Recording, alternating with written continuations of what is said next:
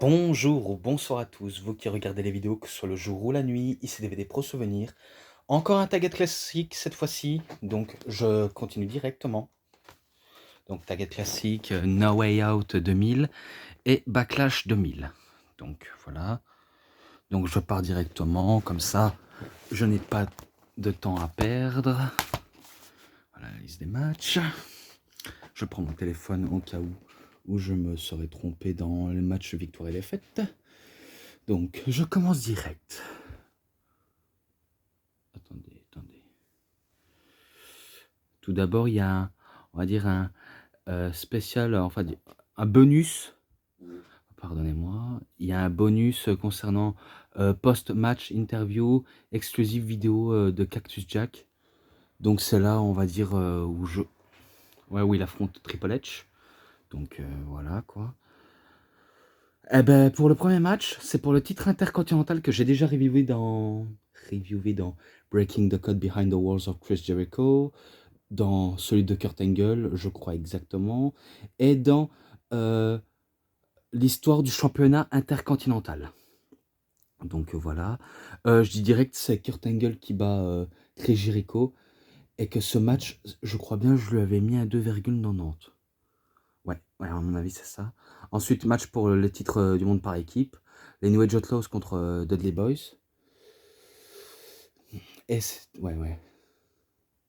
Donc Jesse James, Billy Gunn, Baba Ray Dudley, Devon Dudley. C'est les Dudley Boys qui bat les New Age Outlaws. Et ce match-là, je lui mets, on va dire, un 3,20 pour commencer. Ensuite, Mark Henry avec Mae Young contre Viscera en match simple. Un match qui m'emballe pas plus que ça. Vraiment pas plus que ça. Donc ce match-là, je lui mets un 2,70. Voilà. Ensuite, Edge et Christian contre les Hardy Boys, donc Jeff Hardy et Matt Hardy, qui étaient accompagnés par Terry Runnels. Donc, c'est pour être le challenger numéro 1 pour les titres par équipe, exactement. Vu comment les Hardys, ils avaient déjà battu Edge et Christian, eh ben, c'est la seule occasion pour Edge et Christian de battre leurs ennemis jurés, les Hardys, pour affronter, je crois par la suite, les Dudley Boys. À mon avis, oui, c'est ça. Donc, c'est eux qui battent les Hardys. Et ce match-là, je lui mets un 3,40, vu comment il était ultra passionnant. Ensuite, Taz contre le Big Boss Man, accompagné par Chris Albert, match en simple. Alors, c'est Taz qui bat le Big Boss Man. Ouais, parce que je dis directement, j'ai pas envie trop d'en dire plus. Vu comment, on va dire, ça fait on va dire, pas mal de temps que je n'ai plus regardé ce DVD. Vu comment j'ai dû m'attaquer crescendo aux Anglais après les Français de DVD, bien sûr. Donc, Taz bat le Big Boss Man, mais par contre par disqualification. Donc, le Big Boss Man a dû se faire disqualifier, mais ça n'a pas empêché à Taz de faire sa Taz Mission. Donc, sa prise de soumission qui est on va dire, qui est un sleeper, donc la prise du sommeil. Donc voilà, ce match-là, je lui mets, allez, il était un peu bon, je lui mets un 3,20. Voilà, d'encouragement. Ensuite, X-Pac avec Tori contre Kane, qui est accompagné par le Paul Bearer. Match sans retenue, donc un street fight. Non, no horsebar match, donc match aucune prise interdite. Donc voilà. Euh, Ça, je pense pas l'avoir déjà noté dans le coffret de Kane. Je ne pense pas, mais voir à vérifier quand même. À vérifier. Donc, c'est victoire de X-Pac. Mais la note globale, je le mets provisoirement. Donc, je mets un 3,20. Provisoirement, bien sûr. Et ensuite, Too Cool. Donc, Rikishi, Scotty 2 Hotty et Grandmaster Sexy contre les Radicals. Donc, Chris Benoit, Dean Malenko, Perry Saturn et Eddie Guerrero. Enfin, avec Eddie Guerrero. Ouais, car c'était un match à 6. Un match à 6, exactement. Donc Eddie Guerrero, il était en tant que management, enfin en tant que manager. Donc les Radicals, exactement. Mais sauf que j'en vois pas d'autres noms. Je ne vois pas le nom de Dean Malenko, à mon avis. Donc ils ont dû s'y perdre. Mais bon, c'est pas grave. C'est victoire des Too Cool, donc ils battent les Radicals de manière surprenante. J'attendais que ce soit les Radicals qui battent les Too Cool, mais finalement, ben, c'est les Too Cools qui battent les Radicals. Donc ce match-là, ça va, il était sympa, je lui mets un 3,5, sans hésiter. Ensuite, le Big Show contre The Rock. Match pour être le challenger numéro 1 pour le championnat de WWE. Donc pour WrestleMania 2000. Là, on entre dans la catégorie pure et dure. Je croyais que c'était The Rock qui devait battre le Big Show, mais vraiment. Ouais, parce que vu comment il peut battre tout le monde, The Rock, vu comment il a remporté le Royal Rumble de 2000, donc c'est la seule chose pour prouver au Big Show qu'il peut battre The Rock pour être dans le main event de WrestleMania. D'ailleurs, c'est ce qu'il va un peu faire. Donc il va battre The Rock. Moi, je crois qu'il a battu grâce à une distraction. Donc je dis qu'il a battu grâce à une distraction. Ce match-là, je pense pas l'avoir déjà noté auparavant. Donc ce match-là, je lui mets un 3,40. Et l'autre, je le noterai en description, entre Triple H et Cactus Jack, qui est accompagné, Triple H, par Stephanie McMahon Hemsley, en plus dans un Hell in a Cell. La carrière de Cactus Jack, Mankind, Mick Foley, donnez-lui les surnoms, Dude Love, eh ben, était en jeu. Alors, ça, j'avais déjà dit dans la review sur King of Kings, There's Only One, dans Hell in a Cell, dans un autre DVD consacré encore à Triple H. Je crois j'avais déjà dit que c'était Triple H qui avait battu Cactus Jack et qui vont même se battre en dehors de la cage et que Cactus Jack va même utiliser un madrier en l'enflammant avec et que le toit de la cage n'a pas tenu, donc une portière de la cage, eh ben, Mick Foley, ben, il tombe et le ring, ben, on va dire, n'est pas cassé, mais on va dire, il se défait, on va dire, un des planches et des barreaux métalliques à lâcher suite à l'impact, mais que le ring reste quand même intact. Et c'est là où Triple H, ben, il décide d'en finir vite fait avec Cactus Jack en utilisant un pedigree. Donc victoire de Triple H. Ce match-là, je noterai en description, premier juré. Maintenant, on passe à Backlash. Donc, on commence directement fort. Encore un bonus spécial des post-match, donc après le match. Donc c'était Edge et Christian contre les New Age Outlaws, D-Generation X. Ah non, non, c'est pas les... Ouais, la D-Génération X, Road Dogg et X-Pac, accompagné par Torrie Wilson, pardon, pour les titres par équipe, bien sûr. Je pensais que... Allez, que Edge et Christian allaient perdre, je pensais exactement. Et bien finalement, c'est Edge et Christian qui conservent leur titre et ils battent la Dégénération X. Ce match-là, je lui mets un 3,5 tout de suite. Ensuite, match simple pour le championnat Light Heavyweight. Donc celui-là, il était inactif à mon avis. Donc il a fallu qu'on relance le projet. Dean Malenko contre Scotty 2 Hotty. L'homme aux 1000 prises, The Iceman, l'homme de glace, contre l'inflammable ver de terre qui est Scotty Tuotti, anciennement Scott Taylor. Eh ben, c'est une victoire de Dean Malenko. Je crois qu'il lui fait son Texas Clubholic. Donc je crois qu'il arrive à battre avec son Texas Clubholic ou d'autres types de choses très techniques dont Dean Malenko s'y connaissent, dont il a le secret.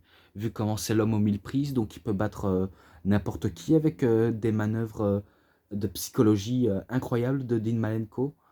Donc ce match-là, je lui mets un 3,5 aussi. Ensuite, le Big Boss Man et le Bull Bashanan contre APA, donc euh, l'Acolyte Protection Assurance, je crois. Ouais, on va dire ça. APA, Bradshaw et Farok. Match par équipe. Eh ben, je pensais que c'était les APA, mais malheureusement, c'est The Big Boss Man et Buchanan qui battent APA et Acolyte, quoi. Et ce match-là, ben, je mets un 3,20 direct. Ensuite, Crasholi contre Matardi. Et en plus, Crasholi était le champion. Attendez. Matardi contre Arcoroli, contre Perry Saturn, contre Taz, contre Jeff Hardy. Ah ouais, d'accord. D'accord.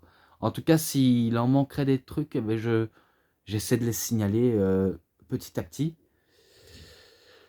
Mais bon. C'est Crasholi qui bat Matardi, Jeff Hardy, Arcoroli, Perry Saturn et Taz. Donc c'est lui qui les bat. Et ce match-là, je mets un 3,20 direct. Ensuite, le Big Show contre Kurt Angle. Match simple. C'est là, ouais, parce que j'avais vu dans le coffret du Big Show, c'est là où le Big Show se fait passer pour Hulk Hogan. Donc, The Showster, il va se faire appeler, vu comment il fait la voix et en cassant son t-shirt. Et par contre, on se dit, tiens, Hulk Hogan, il a drôlement grandi et pris pas mal de poids. Et après, ben, on sait que c'est le Big Show, donc il retire, on va dire, son faux truc qui sert d'être chauve, avec des faux cheveux et sa fausse moustache. Enfin, il garde la fausse moustache, mais en battant Kurt Angle.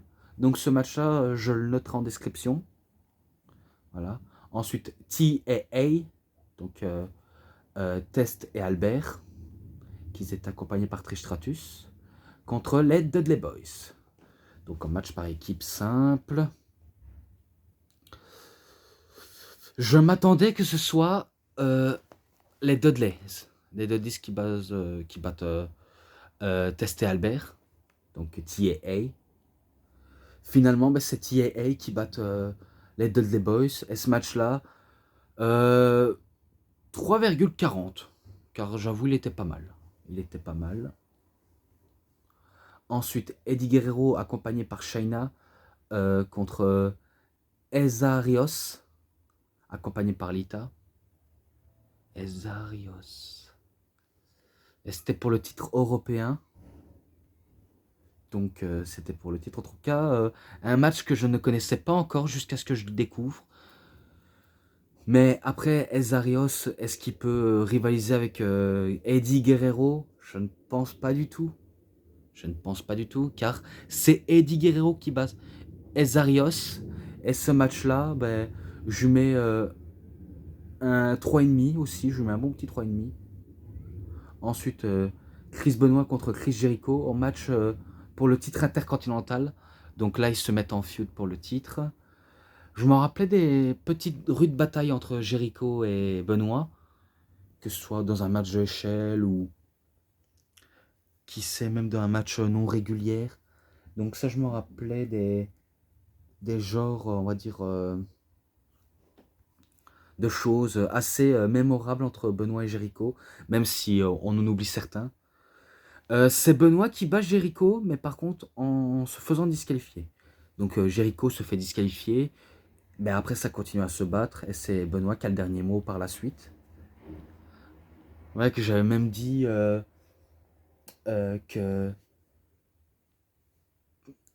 que X-Pac avait remporté par disqualification. En fait, ce n'est pas du tout le cas, c'était Chris Jericho qui s'est fait disqualifier par, je sais pas, en utilisant une chaise ou autre chose, et que X-Pac arrive à battre Y2J, mais pas de manière clean.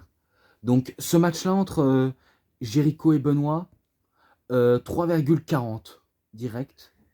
Ensuite, The Rock avec Stone Cold Steve Austin, enfin, comme on va dire accompagnateur, contre Triple H accompagné par Monsieur Vince McMahon, Stephanie McMahon-Hemsley, et en arbitre spécial, ouais, arbitre invité spécial, Shane McMahon.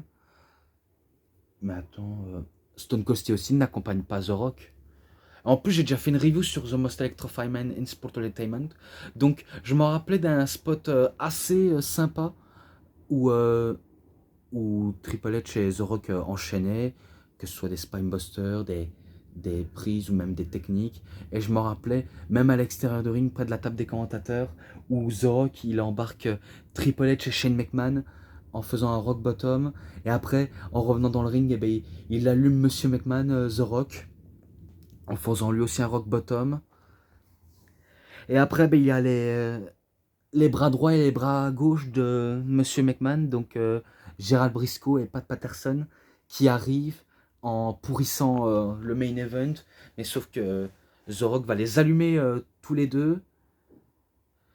Et c'est là où, si je crois bien, où Linda McMahon, la femme de Vince, et la maman de Shane et Stephanie, arrivent en poussant Stephanie McMahon et en demandant à Earl Hebner d'arbitrer ce match.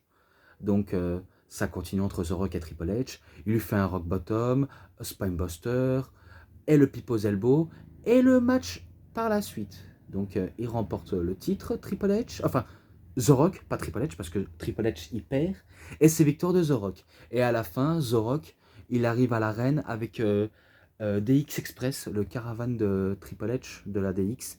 Et ben il arrive dans l'arène avec ça, et il célèbre avec The Rock en buvant une bière, et ça s'arrête là. Ce match-là, je le noterai en description. En tout cas, voilà, c'est terminé pour la suite. Donc voilà, j'espère que vous avez bien aimé cette review sur No Way Out et Backlash dans un tag classique. Les matchs ressemblent, 3,60, ça devient une habitude.